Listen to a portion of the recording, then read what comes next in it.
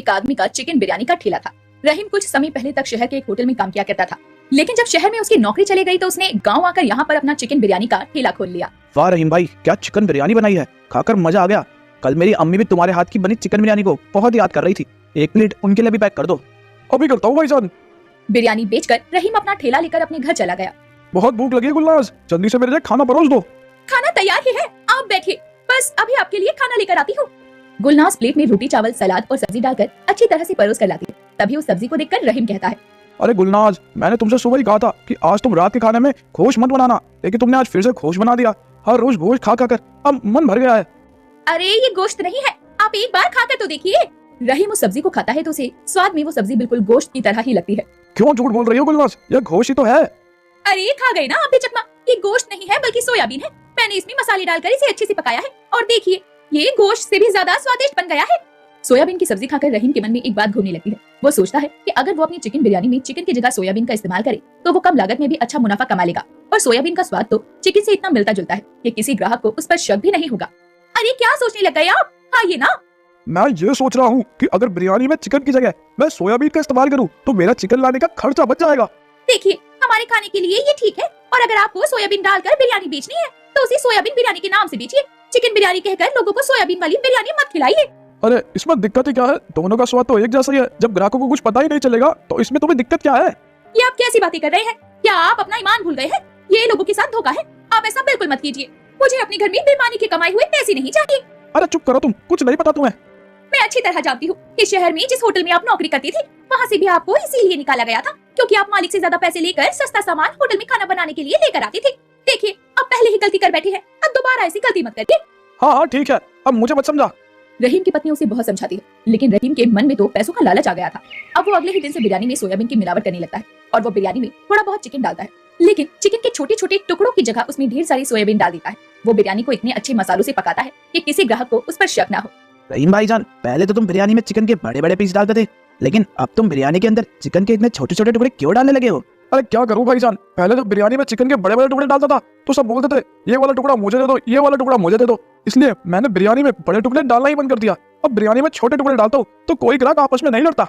अच्छा वैसे कुछ भी कहो, बिरयानी का स्वाद तो अभी भी वैसा ही है, चाहे तुम उसमें खोज के छोटे टुकड़े डालो या फिर बड़े टुकड़े डालो। ये सच कहा भाईजान, जो स्वाद रहीम के हाथ की बिरयानी में है वैसा बिरयानी का स्वाद तो कहीं भी नहीं है। मैंने आज तक ना जाने कितनी जगह चिकन बिरयानी खाई है, लेकिन हर कोई ऐसी बिरयानी नहीं बना सकता। मैं दूसरे गांव से रहीम भाईजान के हाथ की बिरयानी खाने आता हूँ तो सोच लो इनकी बिरयानी में कितना स्वाद है। अपने ग्राहकों की ऐसी बातें सुनकर रहीम का लालच और बढ़ जाता है और वो अपनी बिरयानी के दाम पहले से और ज्यादा बढ़ा देता है। ग्राहक अगले दिन जब वहाँ आकर बिरयानी के दाम देखते हैं तो पूछने लगते हैं, अरे ये क्या भाईजान, कल हम लोगों ने आपकी बिरयानी की तारीफ क्या कर दी, आज आपने बिरयानी का दाम ही बढ़ा दिया। कैसी बात कर रहे हो भाईजान, आप तो जानते हो हर रोज गोश्त का दाम कैसे बढ़ता जा रहा है। बहुत दिनों से घाटे में जा रहा था, इसलिए आज दाम बढ़ाने का फैसला किया। अगर इस तरह गोश्त के दाम नहीं बढ़ते तो मैं कभी भी बिरयानी का दाम नहीं बढ़ाता। रहीम के ग्राहक उस पर भरोसा करते थे, इसीलिए उन्होंने रहीम की कही हुई ये बात भी मान ली। धीरे धीरे लालच के चक्कर में उसने अपनी चिकन बिरयानी में चिकन का तो नामो निशान ही खत्म कर दिया, लेकिन इस वजह से लोगों को उस पर शक होने लगा। क्या बात है रहीम भाईजान, अब तुम्हारी चिकन बिरयानी में पहले जैसा स्वाद नहीं आता, चिकन का जायका भी कुछ बदला बदला सा लग रहा है। इसे खाकर ऐसा नहीं लग रहा कि गोश्त वाली बिरयानी खा रहे हैं। लगता है भाईजान तुम्हारी तबीयत कुछ ठीक नहीं है, इसलिए तुम्हें इसका जायके का पता नहीं चल रहा। नहीं रहीम भाईजान, सिर्फ इसे ही नहीं, मुझे भी कुछ दिनों से तुम्हारी बिरयानी में चिकन का वह जायका नजर नहीं आ रहा।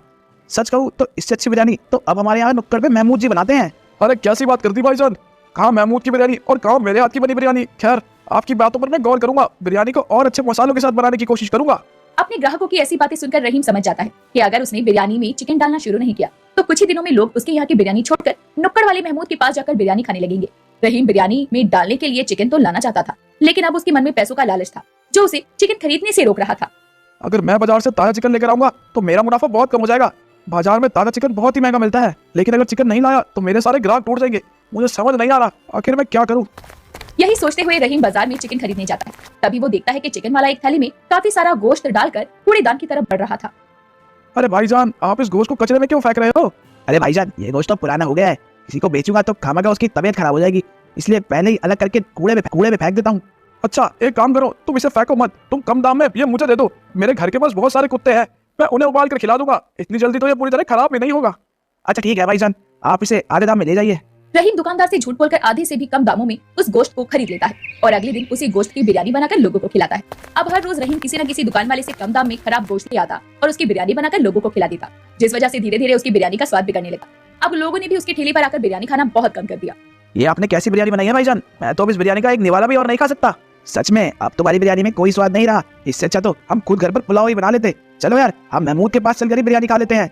उस दिन रहीम के ठेले की आधी बिरयानी भी नहीं बिकती। वो अपना ठेला लेकर घर आ जाता है और बिरयानी की हांडी को घर के अंदर रख देता है। उसकी पत्नी उसके लिए खाना परोसती है तो वो खाना खाकर जल्दी से सो जाता है।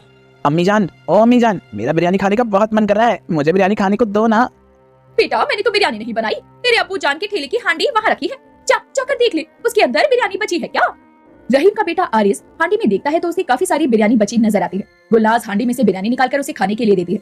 आरिस बड़ा ही खुश होकर बिरयानी खाता है, लेकिन बिरयानी खाने की थोड़ी ही देर बाद उसके पेट में अचानक दर्द उठता है। गुलनाज और रहीम उसे तुरंत लेकर डॉक्टर के पास जाते हैं। देखिए, खराब खाना खाने की वजह से आपके बेटे को फूड पॉइजनिंग हो गई है। अच्छा हुआ आप उसे समय पर मेरे अस्पताल में ले आए, वरना उसकी तबीयत बहुत ज्यादा खराब हो जाती। आप उसके खाने पीने का जरा ध्यान रखा कीजिए, बाहर का कुछ भी खाने पीने को मत दीजिए। लेकिन डॉक्टर साहब, मेरे बेटे ने तो बाहर का कुछ खाया ही नहीं। मेरे पति ने जो अपनी दुकान के लिए बिरयानी बनाई थी उसी में से बची हुई बिरयानी खाई है। शायद उसी से इसकी तबीयत खराब हुई है। हो सकता है कि वह बिरयानी खराब हो गई हो। आगे से जरा इसके खाने का ध्यान रखना। अभी आपके बेटे को ठीक होने में कुछ दिन का समय तो लगेगा ही।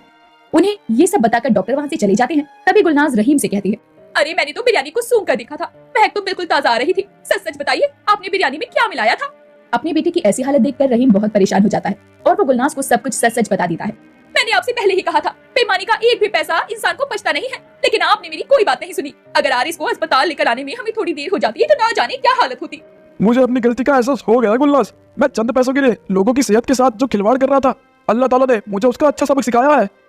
ये कहते हुए रहीम की आंखों से आंसू गिरने लगते हैं। उस दिन के बाद से वो बिरयानी बनाने में कोई मिलावट नहीं करता, बल्कि